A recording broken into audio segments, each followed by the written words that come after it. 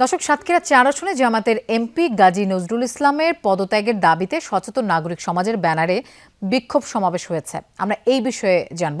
সাতক্ষীরা থেকে আমাদের সাথে যোগ দিচ্ছেন সহকর্মী আকরামুল ইসলাম। আকরাম, গাজী নজরুল ইসলামের বহিষ্কার আদেশের পর সাধারণ মানুষ কি প্রতিক্রিয়া দেখাচ্ছেন?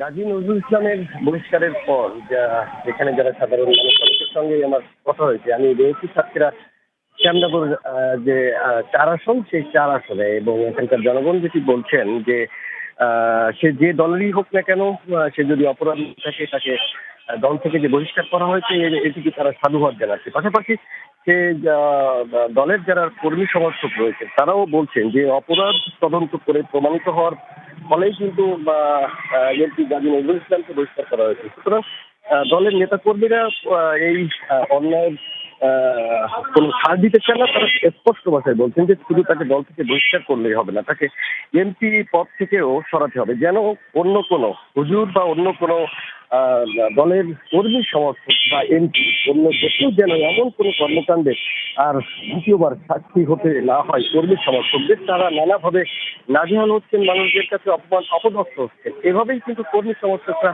আমার কাছে অভিযোগ করে বলেছেন। পাশাপাশি যে সাধারণ মানুষ তারাও কিন্তু একই বাক্যে বলছেন যে যে অপরাধটি তিনি করেছেন তার জন্য শাস্তি হওয়া উচিত। তার পাশাপাশি যে সচেতন নাগরিক সমাজের ব্যানারে যে বিক্ষোভ মিছিল সমাবেশ করেছে, যে এমপি তারা দল থেকে বহিষ্কার এবং এমপি পদ থেকে অপসারণ বা পদত্যাগের যে দাবি করেছিল, এরই মধ্যে জামাত ইসলাম দল থেকে তাকে বহিষ্কার করেছে। এবং আমরা যদি জানতে পেরেছি যে সেই সচেতন নাগরিক কমিটির ব্যানারে যারা মিছিল করেছে তারা এর মধ্যে কিন্তু বিভিন্ন তারা একত্রিত হচ্ছেন, যে তাদের যে কার্যালয় রয়েছে সেই কার্যালয়ে তারা একটু পর হয়তো আনন্দ মিছিল অথবা মিছিল বিতরণ এমন একটি কর্মসূচি পালন করবেন আমরা জানতে পেরেছি।